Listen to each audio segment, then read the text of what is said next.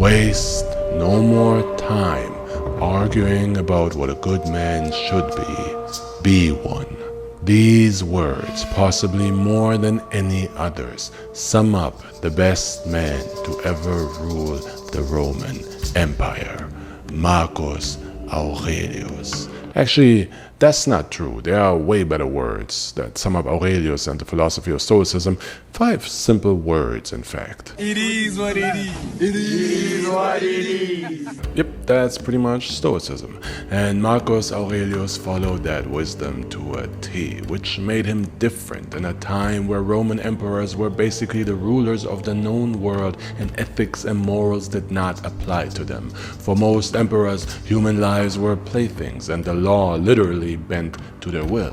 Emperors danced to their own tune. They danced to one song only.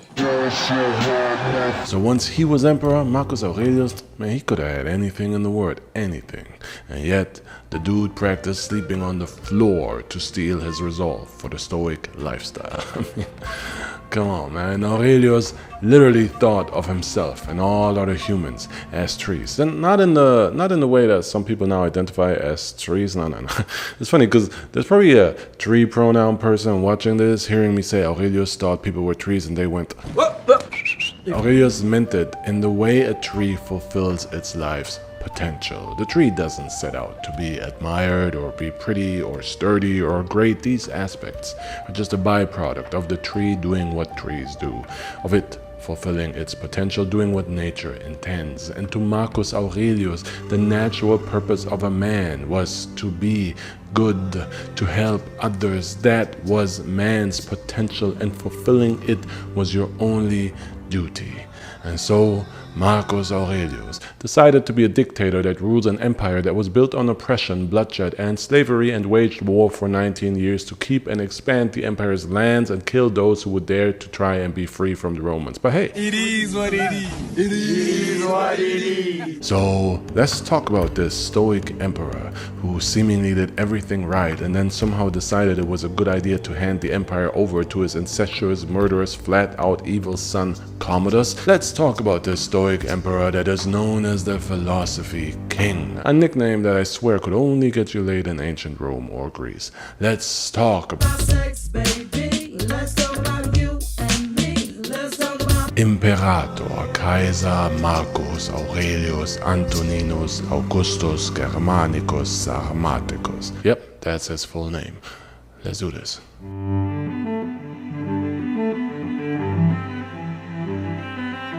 Marcus Aurelius was actually born as Marcus Annius Verus on April 2621 CE into a super noble family. And in other videos, this is when I usually tell you that the father was secretly some monster, or the mother betrayed the family for more power, or they stole their baby or ate 7 of its toes, or I don't know, something weird.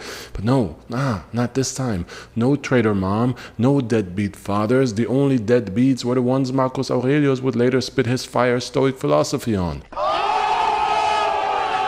Marcus Aurelius legit had great parents, and in his own words, he described them as follows.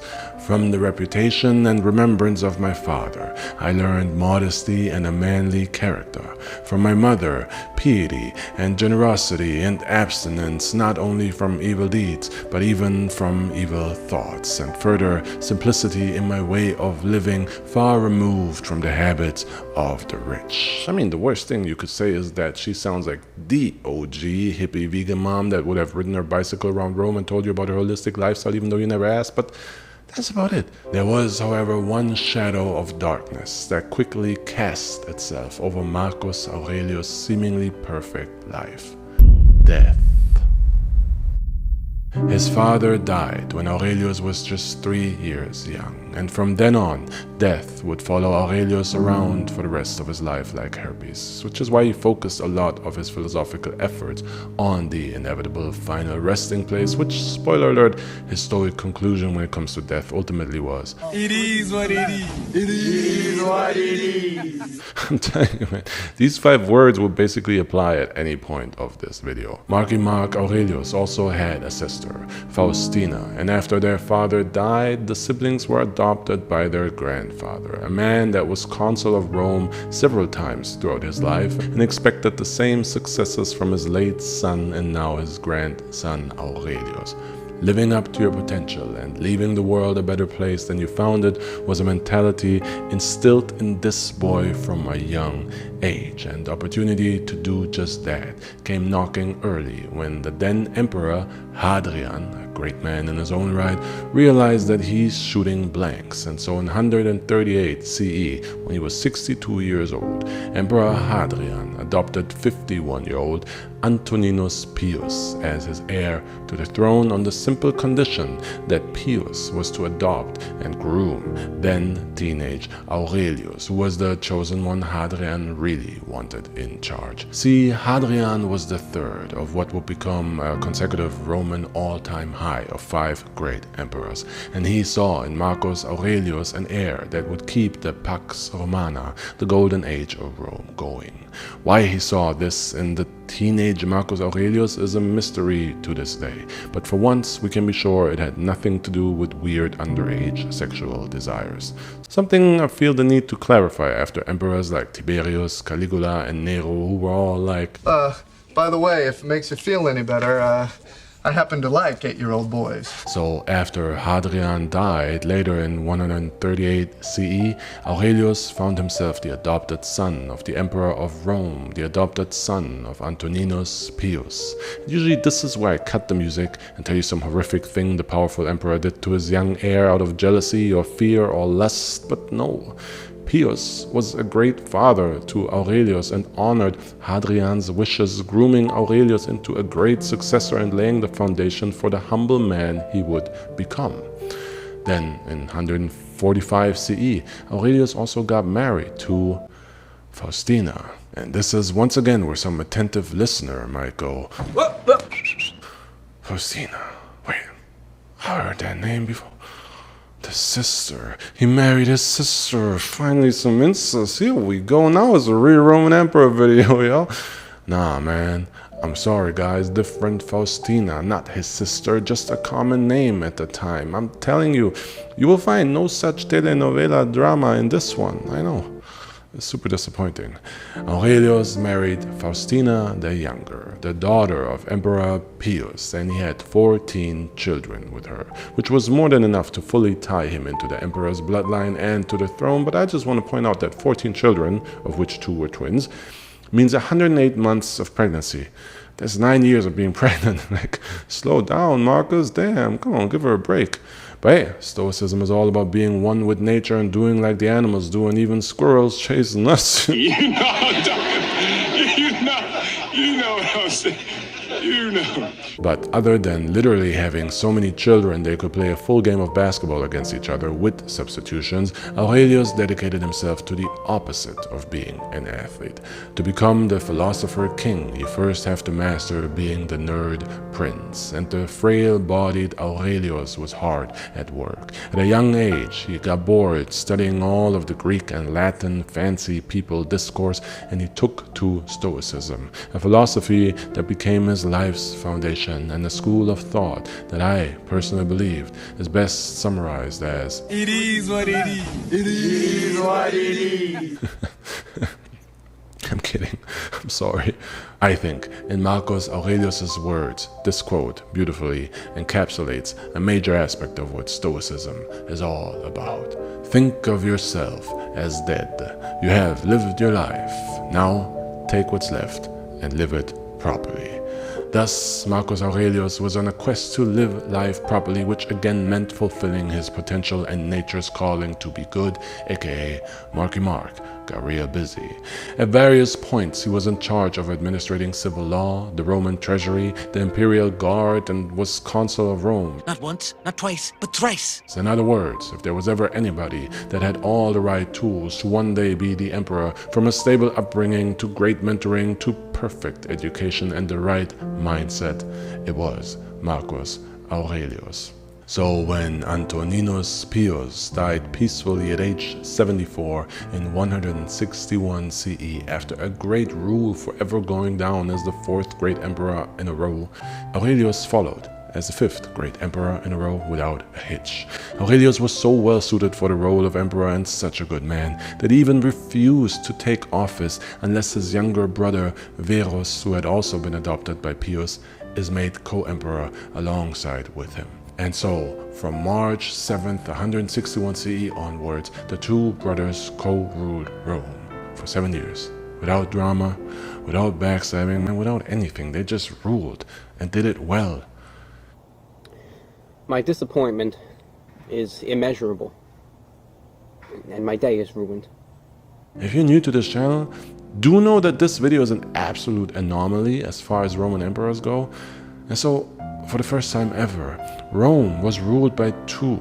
But Aurelius was very obviously the man in charge. Verus was the Scottie Pippen to Aurelius's Jordan, the Kelly Rowland to Aurelius's Beyonce, except there was no ego involved here. Aurelius didn't care to be in charge, he just strove to be the best man he could be, and his brother and co-emperor simply agreed that Aurelius was the better man to make most decisions. So, all in all, as far as his upbringing and his time as emperor and Rome's interior politics at the time go, Aurelius' reign was absolute bliss.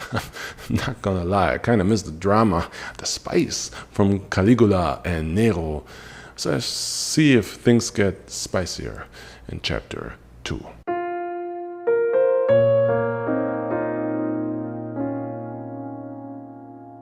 Death had a firm grip on Aurelius's reign as emperor.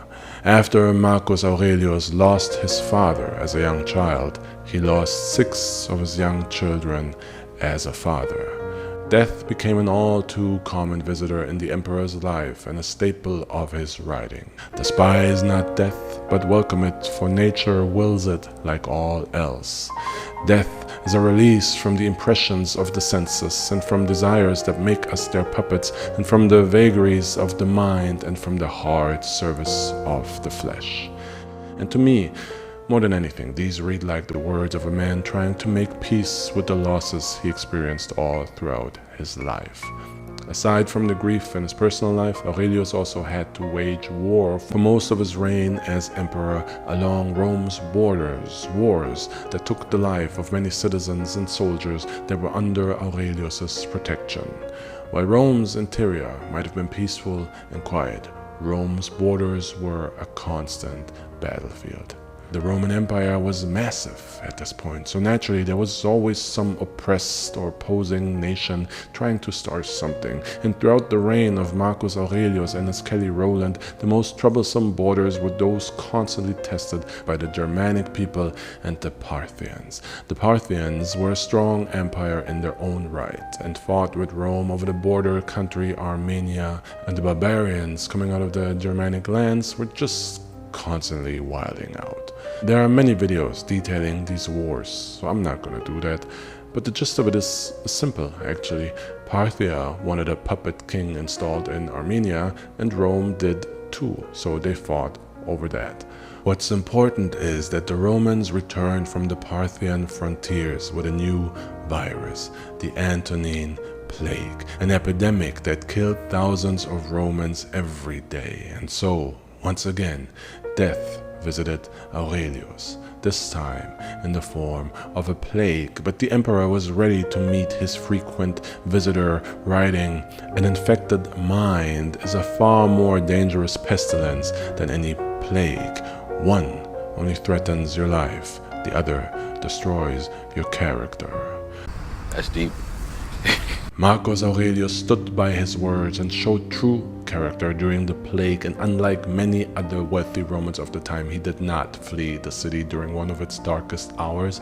He stayed amongst the sick and led the efforts to raise medical attention and awareness, and did anything to slow down the death toll.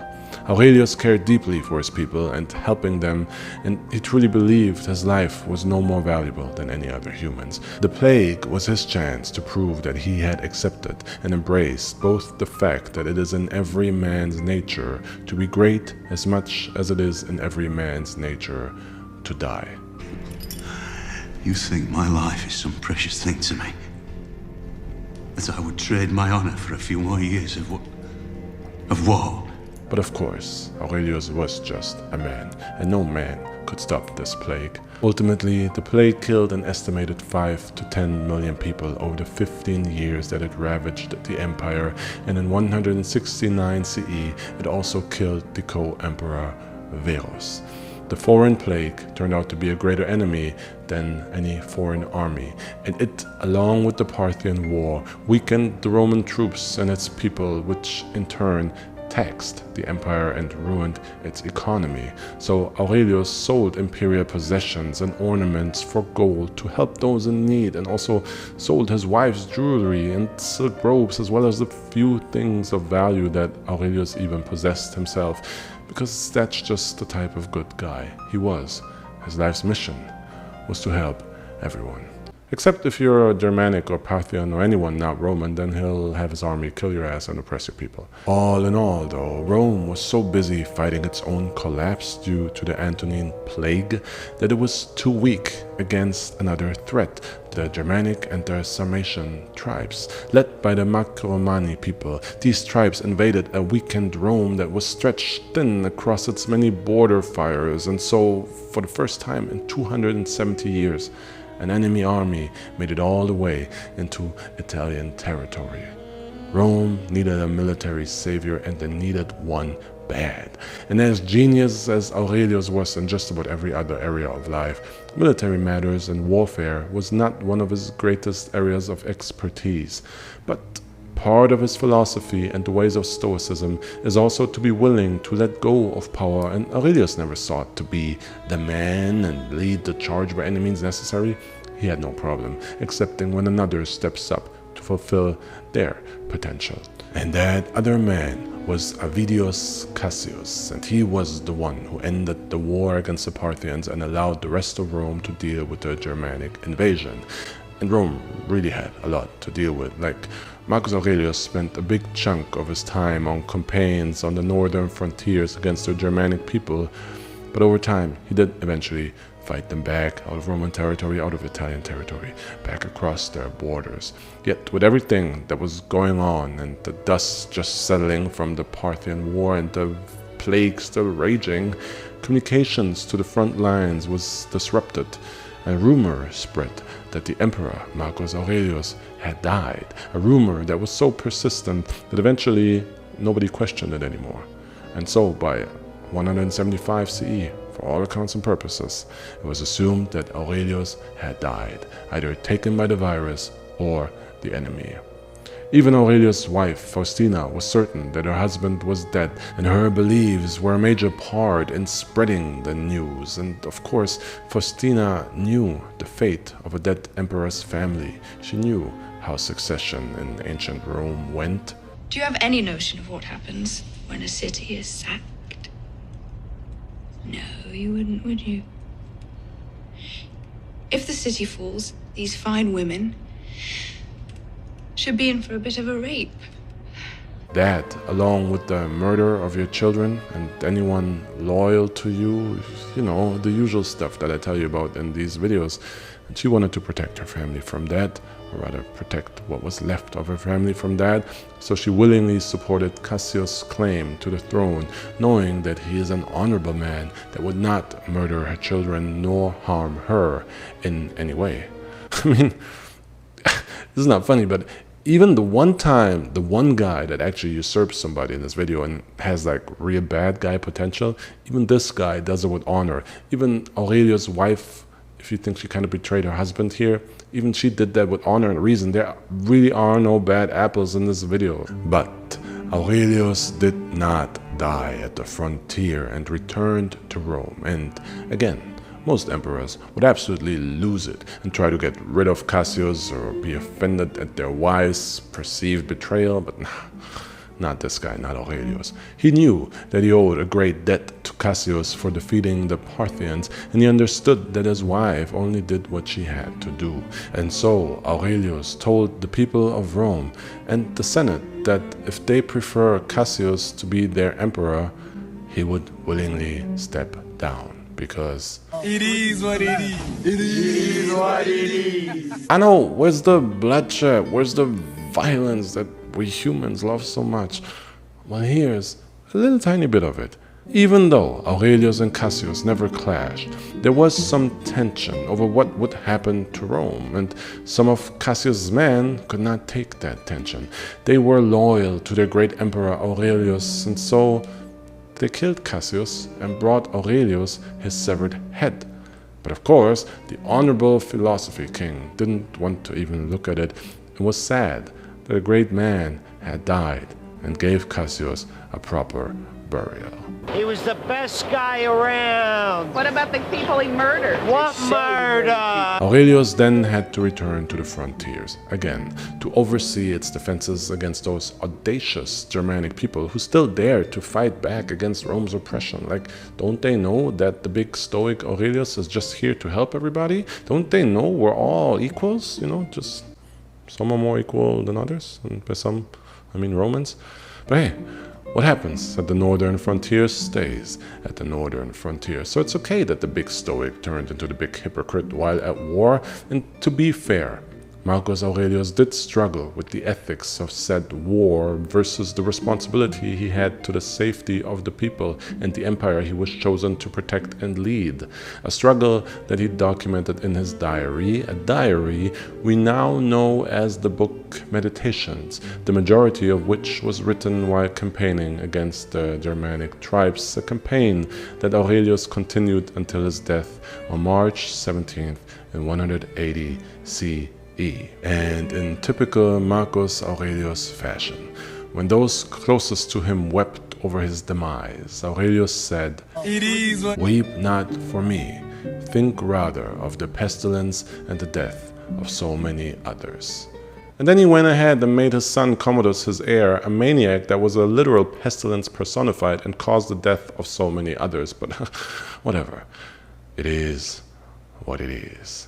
And it is ironic that the one emperor who cared the least about being known or remembered after death because he understood that that stuff is even less relevant when you're dead, that this emperor still means so much to millions of people living by his words today, living by the Stoic writings of Aurelius summarized in Meditations, a book whose original title translates to literally mean things to one's self, a book that was merely written as a reminder from the man Marcus to the emperor Aurelius to keep his ego in check, a reminder that was never meant to be shared with anyone else, and yet it is arguably Aurelius' greatest gift to history.